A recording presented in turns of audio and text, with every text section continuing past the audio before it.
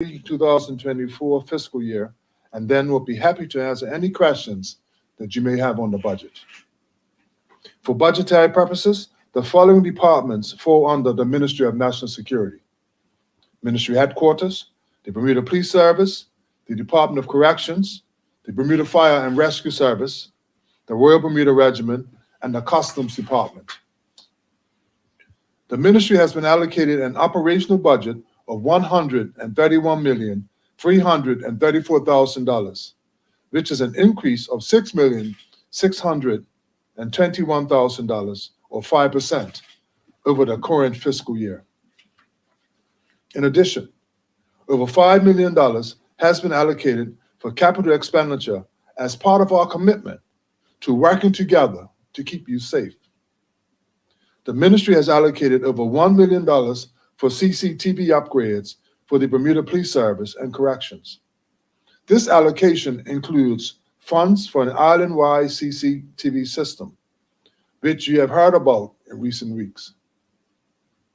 I'm excited about this technology as it will help to identify suspects in the event of criminal activity, serve as a deterrent to potential criminals, and provide increased safety for our community. Some $3 million in the budget will be used to acquire new equipment, including vehicles for the Bermuda Police Service, Corrections, and the Bermuda Fire and Rescue Service to replace vehicles at the end of their service life. Concerning the police service, the ministry is acutely aware of the challenges to the service when it involves maintaining its large fleet of vehicles, which the service relies upon to carry out its operations. I am pleased that next year's funding is an increase on this year's and will enable even more vehicles to be replaced. The ministry's operational budget represents a more than $6,600,000 increase over this fiscal year. These funds will be used to hire additional firefighters, police officers, customs officers, corrections officers, and staff for the Coast Guard. Some 41 posts are being refunded over the current financial year. These will provide job opportunities for Bermudians and meet our mission statement of working together to keep you safe.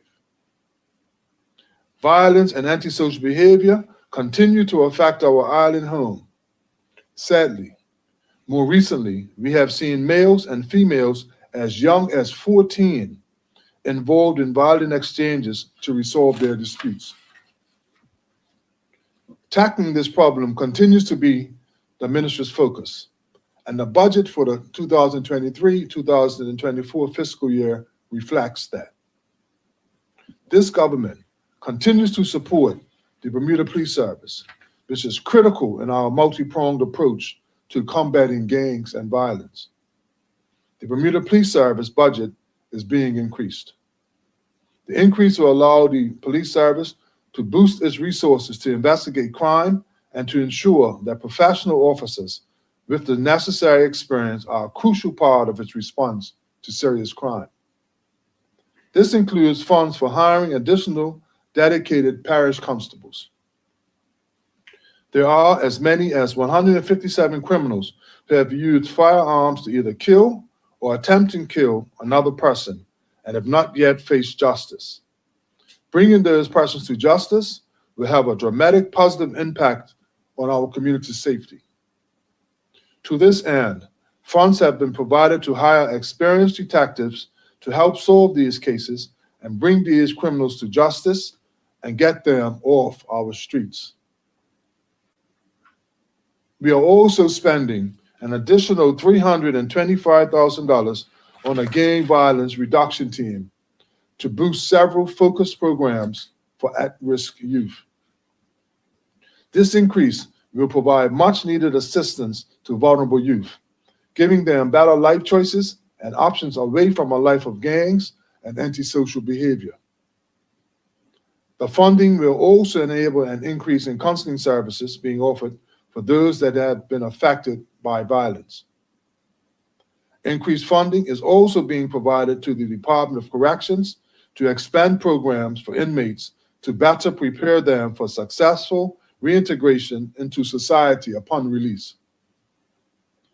We are boosting spending to hire more officers within the Customs Department and the Coast Guard to tighten our borders, something I have repeatedly said would help to stop the flow of the importation of weapons and illicit drugs into our community. As we move further from the height of the pandemic, we have seen an increase in travelers both at the airport and on cruise ships. The trend is for even more over the next fiscal year. This inevitably leads to the increased risk for Bermuda, and it is important that the Customs Department is staffed to mitigate those risks. The Customs Department has been given additional funds to bolster the number of personnel and intends to run 2 recruitment exercises during fiscal year 2023-2024. This boost will support the activities across the department, but with a particular focus on enhancing marine and airport operations. During the 2023-2024 fiscal year, the government has allocated $14,880,000 to the Bermuda Fire and Rescue Service. This allotment reflects an increase of $1,668,000, or 13%, over the previous fiscal year. Funds have been set aside during the budgetary year to ensure the Bermuda Fire and Rescue Service will recruit 21 additional firefighters for airport operations. The application period for these posts has just closed, and the successful applicants will be trained to replace the overseas firefighters at the airport. 10 local recruits from the last recruitment drive have recently completed 6 weeks of intense training in the United Kingdom. I look forward to their passing out parade on Monday. The new firefighters returned on the 26th of February, having successfully obtained certification as Airport Rescue Fire Service firefighters. These firefighters will provide fire protection for the Aleph Reed International Airport and replace 10 of the temporary contract firefighters from overseas.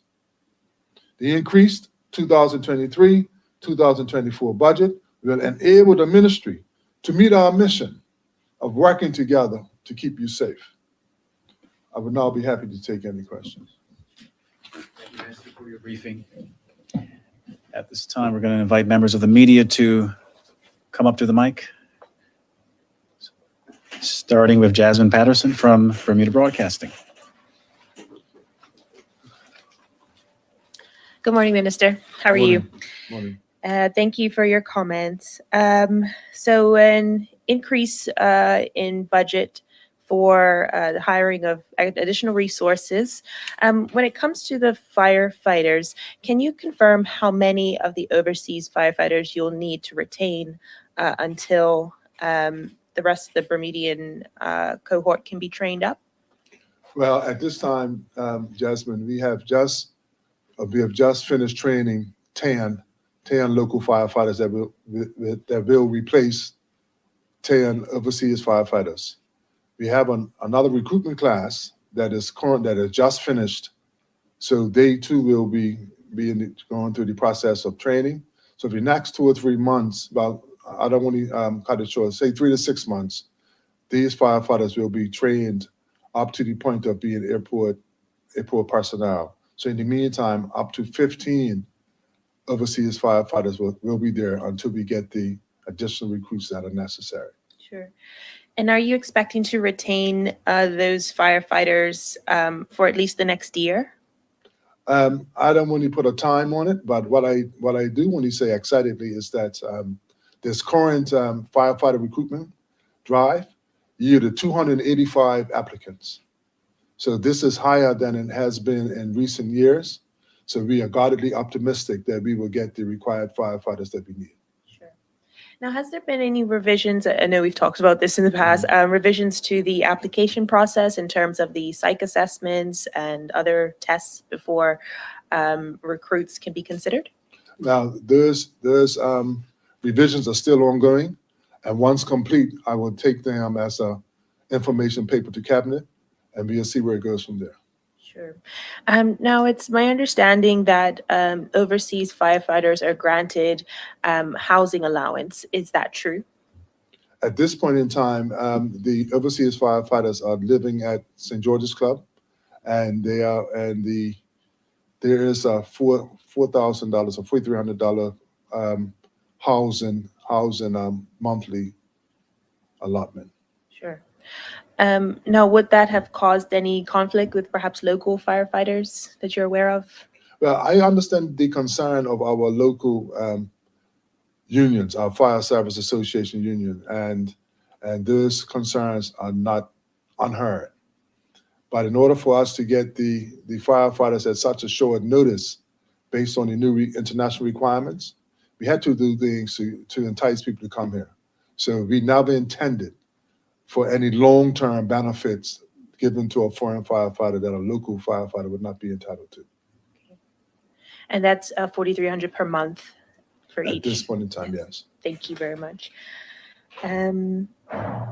Just going back to the CCTV upgrades, in terms of the scope of it, how would you describe the island-wide system? Is this going to be on every main road, or are you looking at residential areas? How wide will this scope be? Well, this new CCTV system that we have just about to award a vendor will involve 265 cameras, and they will be island-wide. And this will be from Dockyard to St. George's. Dockyard to Right. St. George's, North Shore to South Shore. And will this upgrade include speed cameras at all? Well, these cameras will have the capability because they are updated and modern cameras, so they have that capability. So as the cameras get in place, the upgrades will come. Sure. Okay, thank you. The president of the Corrections Union, Timothy Sion, had some concerns a while ago about the infrastructure challenges at many of the facilities, including Westgate, in terms of air circulation, et cetera. Has any changes been made in that area? Well, those changes, Jasmine, are always ongoing, and we are definitely making sure that funds have been allocated for the maintenance and upgrade of the prison facilities. Have you updated the union on these changes as yet?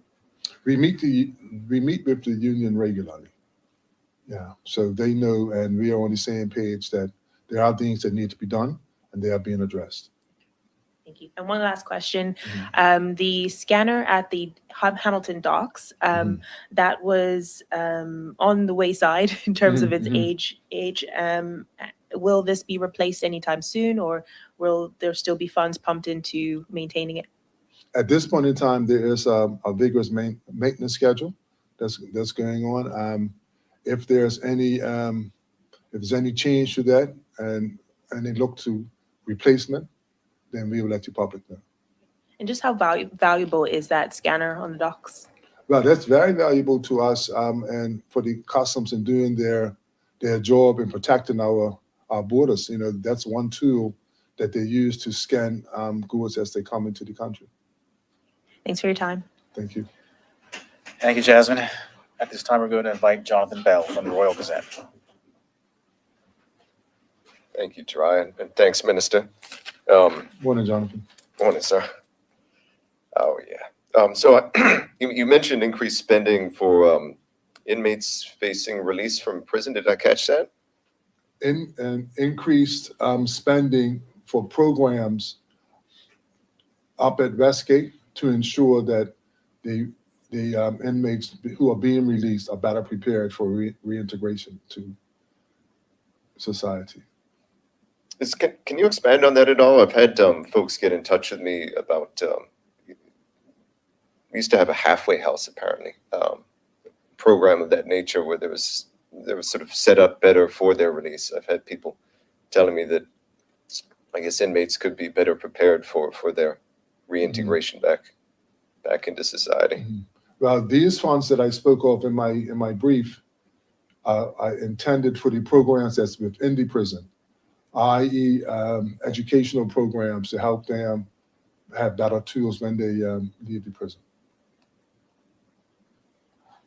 In terms of psychological services within prisons, within within the prison system, where are we at with that? It sounded like the staffing that had flagged in recent years. Is there going to be an increase in those types of services?